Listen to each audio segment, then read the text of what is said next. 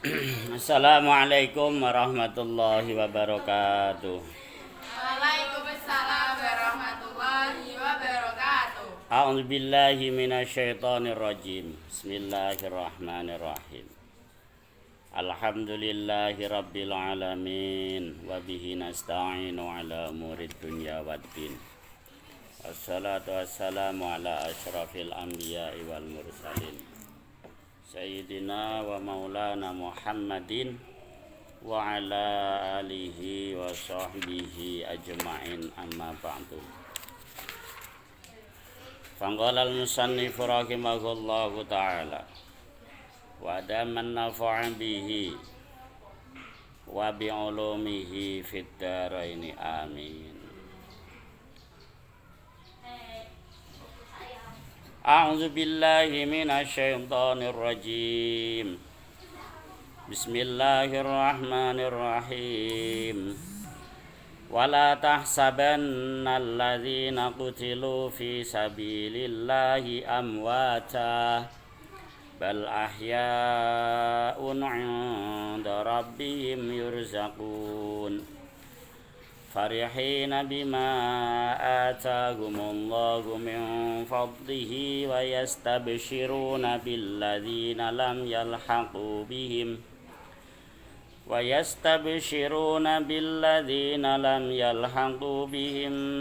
min khalfihim alla khaufun 'alaihim wa la hum yahzanun.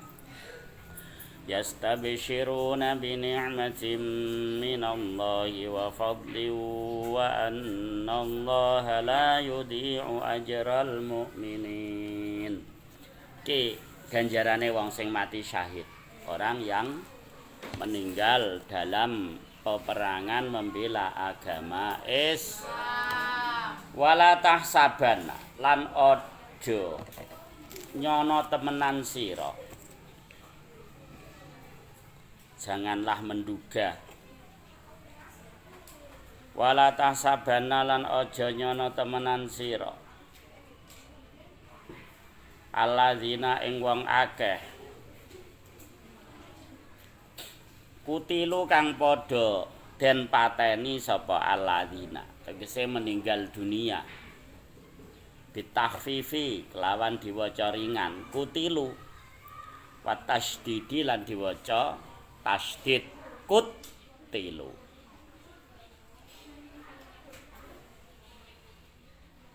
Fi sabilillahi krana mbela agamane Gusti Allah, orang-orang yang meninggal karena memperjuangkan agama Islam.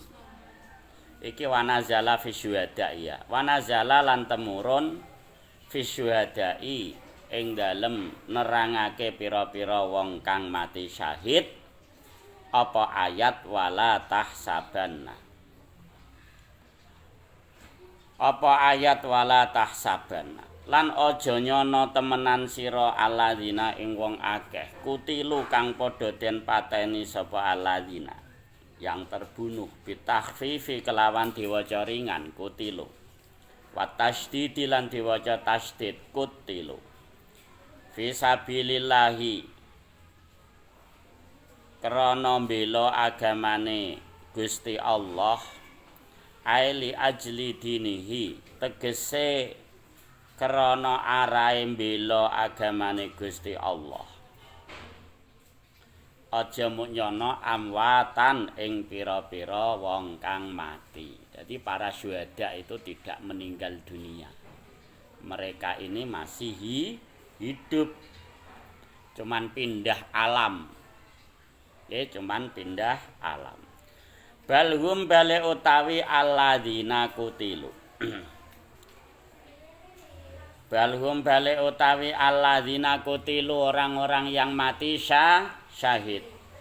Ahyaun iku pira-pira wong kang ijeh urip, ahyaun iku padha urip. Ahyaun iku padha urip. Inda rabbihim ing dalem ngarsane pangerane alladzina. Para pejuang, para syuhada itu tidak meninggal dunia. Hakikatnya mereka itu masih hidup. Arwahuhum utawi pira-pira nyawane ruh. Arwahuhum utawi pira-pira nyawane alladzina iku fi hawasili tuyurin. Iku ing dalem pira-pira wetenge pira-pira manuk. Digawa manuk khudrin kang ijo-ijo. Tasrohu kang istirahat apa tuyur.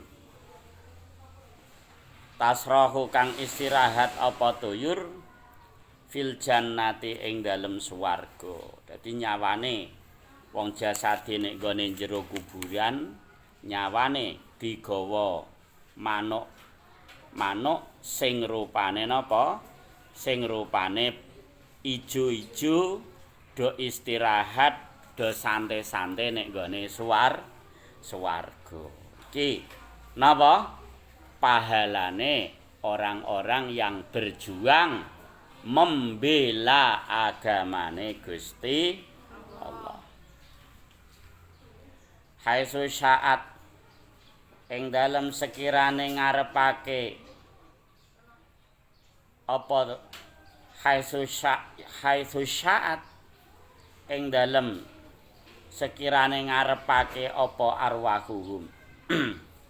Kama kaya keterangan waroda kang tumeka apa ma fil hadisi ing dalem hadis. Kaya keterangan nek gone hadis bahwasanya hadis ngene anna Rasulullah sallallahu alaihi wasallam qala innallaha ja'ala arwaha syuhada'i fi ajwafi tuyurin khudrin. Satemene Gusti Allah iku ndadekake ing pira-pira nyawane wong kang mati syahid fi ajwafi tuyurin ing dalem pira-pira jerone manuk khudrin kang ijo-ijo. Taridu kang padha tumeka apa manuk anharul jannah ing pira-pira kaline swarga. Dadi durung dina kiamat wis enak wong ahli berjuang, tapi aja berjuang beras, baju dan uang ya. Nek berjuang napa? Diartekno golek beras, baju dan uang. Takulu min simariha, padha mangan apa arwah mau min siwariha sangking apa pira-pira woh-wohane swarga sakarepe. Ngono iki enake wong sing mati syahid utawa nek cara Indonesia iki Agustusan iki para pahlawan. Wa ta'wi ila qanati la mu'allaqatin fi dzilil arsy. Lan padha bernaung, padha berteduh ya, padha bali utawa bernaung maring pira-pira lampu kang den gantongake ing dalem yup-yupane aras. Wa amma ajsaduhum famahallu hal kuburu. Anapun utawi pira-pira jasade iku ning gone kuburan ya. Jasade tetep ning kuburan tapi arwahe nggih arwahe iso jalan-jalan tekan swarga. Penak apa ora? Penak. Enak ta mboten? Ya iku pahalane para syuhada, para pahlawan. Yurzakuna hale den paringi rizki. Yurzakuna padha den paringi rizki sapa alladzina kutilu. Yakuluna padha dahar sapa alladzina kutilu. Min simaril jannati saking pira-pira woh-wohane swarga. Dadi durung dina kiamat wis iso nikmati woh-wohane swarga. Dadi iki ya termasuk wong sing mlebu swarga tanpa rahwat siratal mustaqim. Kaya kowe upamane ning Jakarta numpak pesawat ya, numpak pesawat. Iki upamane ditakoki Ka Semarang tekan Jakarta piye nek Kendal ana apa nek Pekalongan ana apa nek nggone Indramayu ana apa kira-kira ngerti apa ora? Mboten langsung ujug-ujug tekan Jakarta. Iki kaya perumpamaane iki. Para syuhada, wong-wong sing padha perang bela agamane Gusti Allah. Lah nek kowe perangi ya sregep sinau saiki ya. Sregep sinau sing sabar pamane apa sangu rada telat ya aja mogok makan ya ra ngono sing sabar upamane sangu telat ya ning pondok tetep diliwetno ae ora kuwatir kelaparan dene ora iso tuku es sante ana aku anyu apa ngerti aku anyu Aqua sangka sanyo. Oh, gratis malah angger engko weteng apa? Gorokane ngelak angger nguripno napa? Keran. Oh, aquanyo. Aku tau diwarai Mbah Sulkan jerene banyu biasa ben rasane kaya zam-zam. Panuluki salam. Nenguluki ngene. Inna zamzama yuqri'ukas salam. Assalamualaikum warahmatullahi. Ngono jarene iku banyu biasa kaya zam-zam. Kowe ngombe aku anyo ya kaya zam-zam. Dodoyan aku anyo apa ora? Biasa. Biasa aku dhisik ning pondok ya aku anyo. Yurzakuna ayakuluna min simaril jannah. Wong-wong sing padha mati syahid, para pejuang, para pahlawan, para syuhada iki dodahar sangka woh-wohane swarga. Padahal durung dina kiamat. Farihina. Dadi sing lunga jalan-jalan ruhe ya. Nyawane. Wa amma ajsaduhum fil kubur dene jasade tetep nek gone jero kuburan tapi ruhe nyawane iso tekan ngendi kaya kowe nak turu ngono kadang tau ngipi apa ora ngipi ya ngipi mangan enak misale apa tuku es magnum apa ngono ya nganti entek jadi klamudi jebule sing diklamudi kupinge kancane ngipi contone kaya ngipi farihina hale padha bungah kabeh ya mesti wong diridhoni pangeran ning gone swarga wowoane akeh kutu fuhada dania innalil muttaqina mafazan hadaiqa wa'a naba hadaika pira-pira hadikah maknane kebun wa'na balan pira-pira anggur farihina hale padha bungah kabeh halon iku dadi hal min dhamiri yurzakuna saking dhamire lafal yurzakuna nalika dheweke padha diparingi rezeki iku farihina padha bungah kabeh kaya kowe nggih diparingi rezeki dikirimi sangu, dikirimi jajan wong tua seneng apa ora? Seneng, tapi aja didelikno. Kancane dijak. Bima kelawan barang. Bima farihina hale padha bungah kabeh. Padha bungah-bungah bima kelawan barang ata kang paring hum ing alladzina kutilu.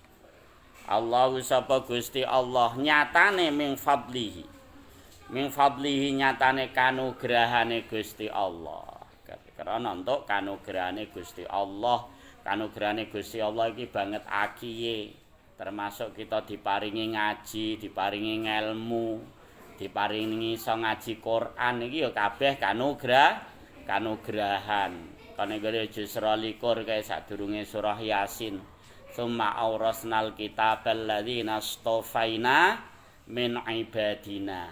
Oleh kari-kari tak warisno Al-Qur'an iki nek nggone wong-wong sing tak pilih. Dadi wong iso ngaji Qur'an iku termasuk wong sing dipilih karo Gusti Allah taala. Min ibadina saking pira-pira kawula kita faminhum zalimun li nafsi wa minhum muqtasid wa minhum sabiqum bil khairati biiznillah. Ana sing nganiaya awake dhewe ngerti Quran ning ora dilakoni. Ana sing sedengan, ana sing berlomba-lomba ning gone keapian. Terus ayat zalika huwal fadlul kabir sing ngono iku minangkani al-fadlu iku kanugrahan al-kabiru kang banget agunge. Mulane kaya kita-kita kaya kabeh santri iso diparingi ngaji iku atine kudu ngrasa seneng, kudu ngrasa bungah, syukur karo Gusti Allah taala sebab diparingi kanugrahan sing paling gedhe. Ngono. Termasuk kanugrahane Gusti Allah yaiku nang kene iku mau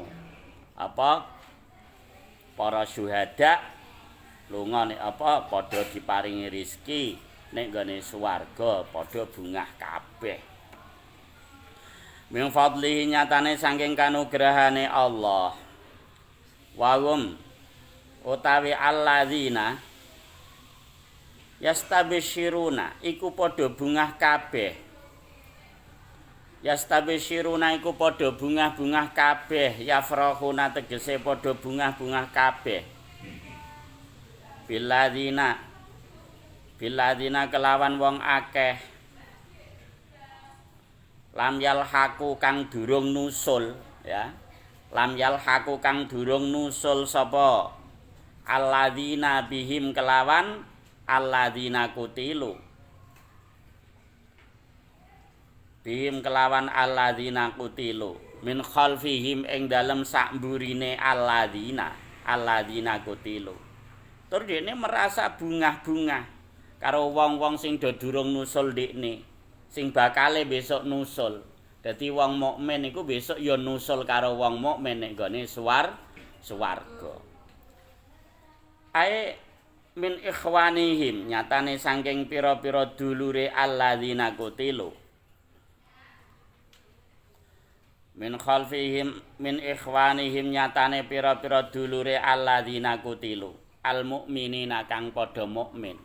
Orang-orang mukmin iku besok kabeh bakal mlebu swarga.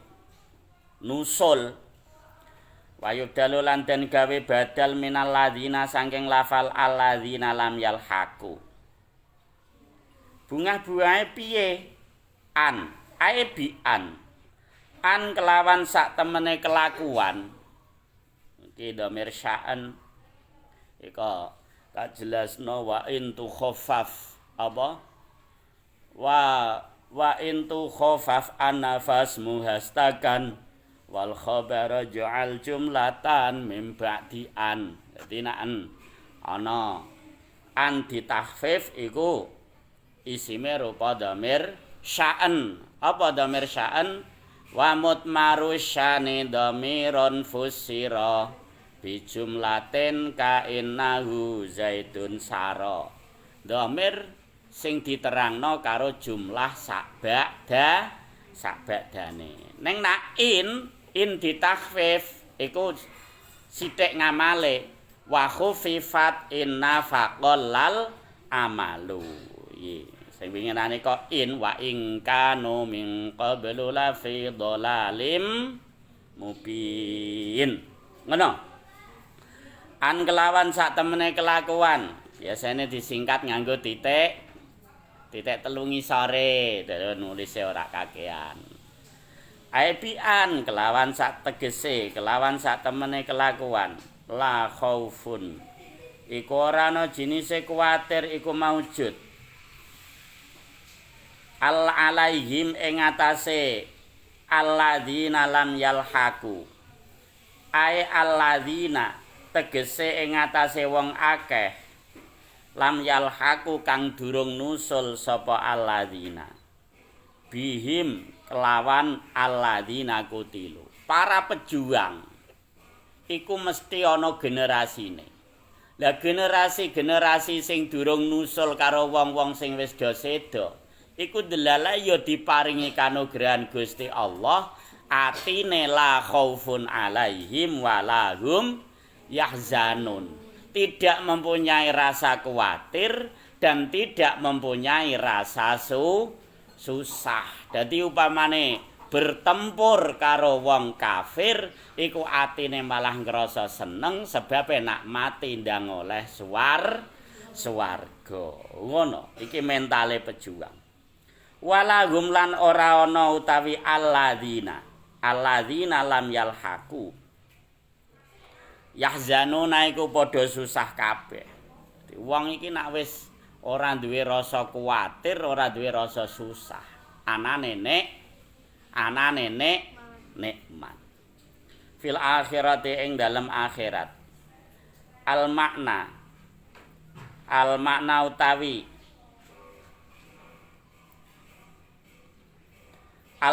utawi maknane iki ayat iku yafrahuna iku padha bungah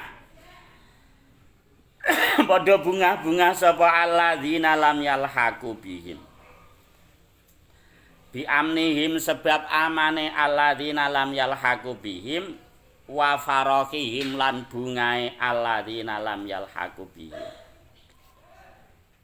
Bungah-bungah yastabsyiruna padha bungah-bungah sapa alladzina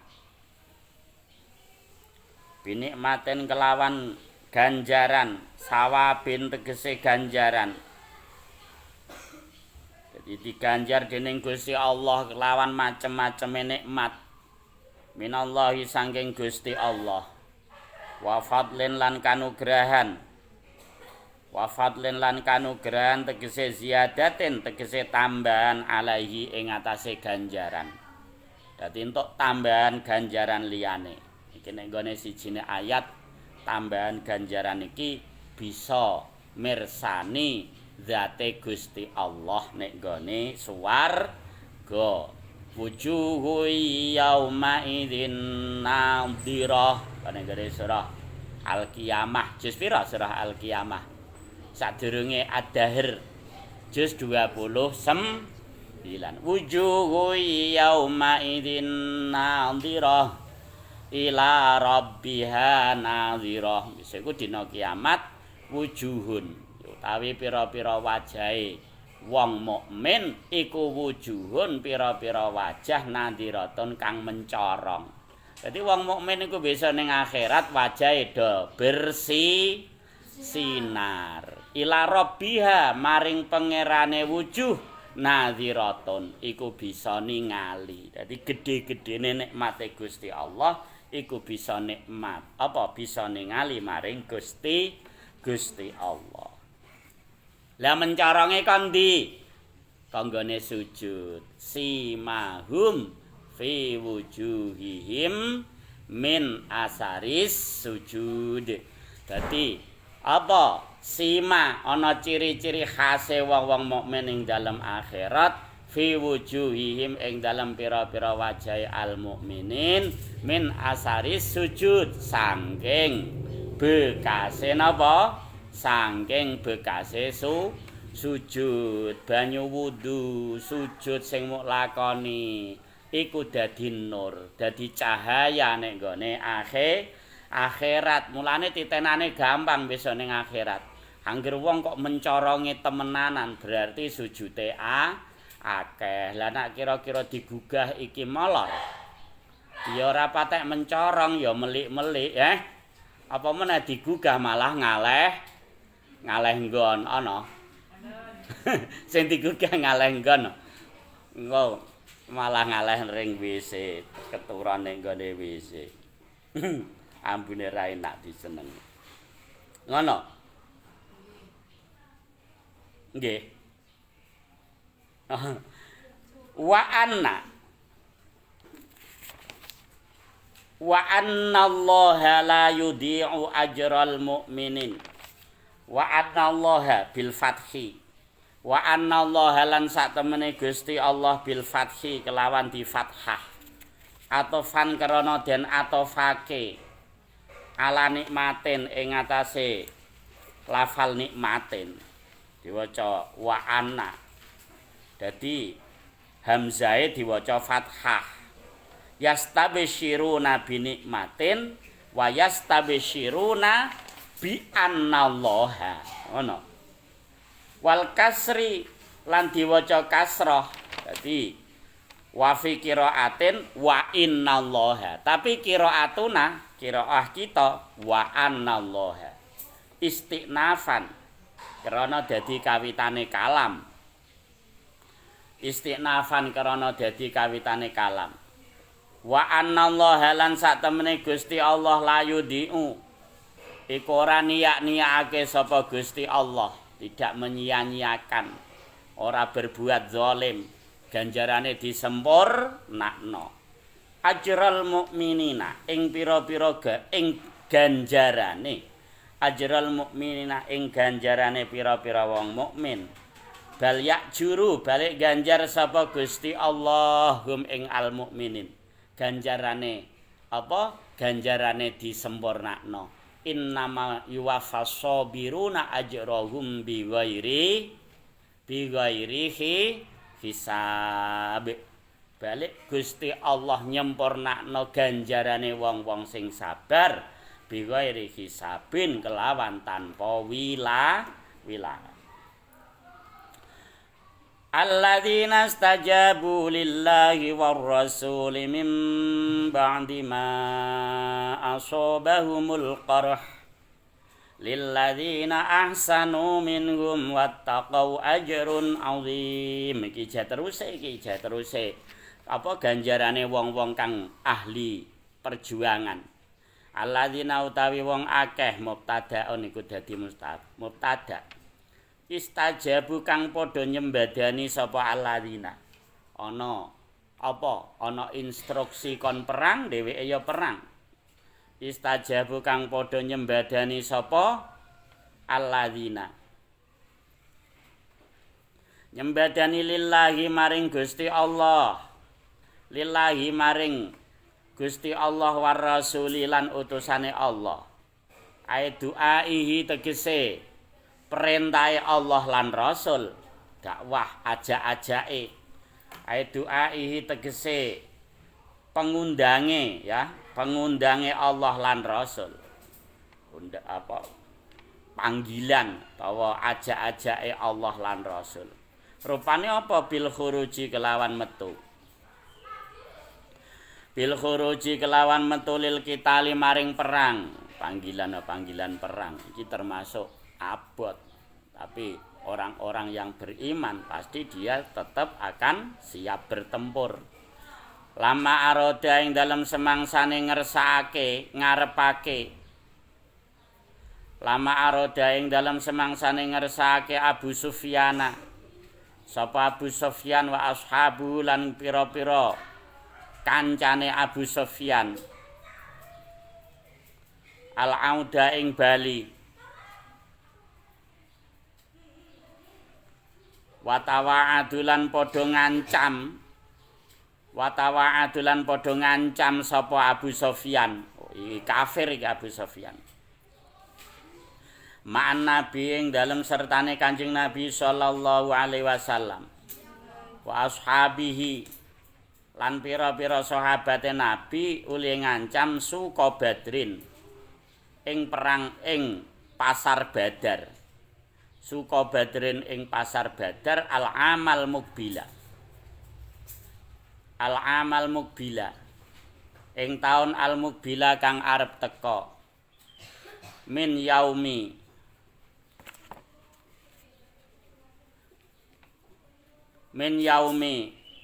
Uhudin saking dinane perang Uhud. Mim ba'di ma asoba ing dalem sakwuse uliye mekenani. Mim ba'di ma asoba ing dalem sakwuse uliye mekenani hum ing alladzina al-qarhu apa tatu. Jadi terluka al-qarhu apa tatu. Bi Uhudin ing dalem perang Uhud. Jadi walaupun mereka terkena luka yang sangat hebat, tetap mereka memenuhi panggilan Allah dan Rasul-Nya. Rupane perang musuh Abu Sufyan sakbalane. Wa khabarul mubtada'i utawi khabare mubtada iku lilladzina. Iki jenenge khabar jumlah ismiyah nggih ha. Khabar jumlah ismiyah. Dadi khabar iku ana khabar jumlah apa fi'liyah, ana khabar jumlah ismiyah. Lah iki terdiri sangka jar majrur ya ora jumlah tapi syibah jumlah. Ono. Syibah jumlah. Dadi sing jumlah iku loro fi'liyah karo ismiyah, sing syibah jumlah loro dzaraf mazruf karo jar majrur. Wa nahwu indi dirhamun waliwator. Ngono. Lilladzina iku tetep kedue wong akeh. Iki khabare nganu iki nggih. Khabare jumlah fi'liyah ya. Iki khabare jumlah fi'liyah iki. Lilladzina iku tetep kedue wong akeh ahsanu. Kang padha gawe bagus sapa alladzina. Minhum saking alladzina stajabu. Minhum saking alladzina stajabu. Uliye gawe bagus bitaatihi kelawan taat maring Allah lan Rasule. Bitaatihi kelawan taat maring Allah lan Rasule, dipanggil Gusti Allah lan Rasule ya mangkat. Wataqaulan padha wedi. Wataqaulan padha wedi sapa alladzina ahsanu. Mukhalafatahu ing nulayani Allah lan Rasule ya. Lilladzina iku kedue wong akeh mau ajra ya apa jumlah apa jengene jumlah ismiyah iki mubtada khobar. Lilladzina iki dadi khobar ya. Ajrun dadi mubtada, jumlahe lilladzina ajrun iki dadi khobare mubtada alladzina stajabu. Ajrun utawi ganjaran azimun kang banget gedene. Wong-wong sing nak ditimbali dipanggil dening Gusti Allah langsung nyembadani wong iku untuk jaminan ganjaran sing banget gedene. Wa utawi ajrun aljannatu iku swarga. Sapa wong-wong sing dipanggil Gusti Allah langsung nyembadani. Alladzina rupane wong akeh. Badalun iku dadi badal minalladzina saking lafal alladzina. Qablau kang ing dalem sadurunge iki alladzina. Auna tono utawa dadi naat. Sapa wong sing nyembadani Gusti Allah nak ditimbali Gusti Allah dipanggil Gusti Allah. Alladzina rupane wong akeh. Kala kang padha ngucap lahum maring alladzina annasu sapa menusa. Iki lafale jamak tapi sing dimaksud mek wong siji. Sapa rupane? Rupane Nu'aim bin Mas'ud al-Asja'i. Rupane Nu'aim bin Mas'ud al-Asja'i. Iki mropokasi karo wong Islam, meden-medeni karo wong Islam. Neng meden-medeni ngene. Innan nasa sak temene para manusa, nah iki jamak. Innan nasa sak temene para manusa kafir. Aba Sufyana ya Abu Sufyan wa ashabahu lan pira-pira kancane Abu Sufyan. Qad jama'u iku padha kumpul sapa Anas. Qad jama'u iku padha kumpul sapa Anas lakum krana merangi sira kabeh. Al-jumu'ah ing pira-pira kumpulan. Al-jumu'ah ing pira-pira kumpulan. Wong Islam. Abu Sufyan sakbalane iki wis padha mempersiapkan diri arep nyerang sira kabeh. Lias taksilu supaya padha nyerang sapa Annas. Kum ing sira kabeh. Ono, dadi provokator kaya dhisik mula ya ana. Provokator biasane apik apa elek? Elek ya. Kowe nek diprovokasi aja gampang katut. Fakhsyau mongko wedya sira kabeh. Kowe takut to karo Abu Sufyan sakbalane. Iki wong Islam dikandhani ku mau. Karo sapa? Nu'aim bin Mas'ud al-Ashja'i. Wedi kowe karo Abu Sufyan sakbalane. Fasyau mongko becik wedya sira kabeh. Ing Annas. Wala taktu lan aja teka sapa sira kabeh ing Annas. Aja parani, kengko kalah. Sebabe pasukane gedhe, balane akeh, senjatane lengkap. Bareng diomongi dening sapa?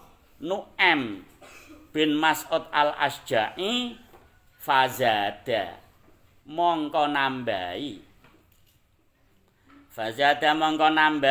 ing alladzina zalikal qaulu apa mengkono-mengkono ucapane Nu'aim dikandhani kon wedi malah tambah kendel. Lah iku hakikate bener-bener pejuang.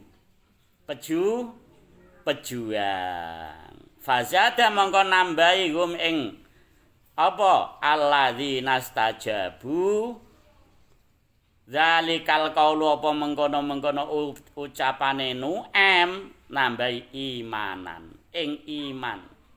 Tasdikon tegese benerake billahi kelawan Gusti Allah wa yakinan lan kelawan yakinake malah tambah yakine malah tambah kuat imane. Waqalu lan padha ndonga padha ngucap sapa alladzina stajabu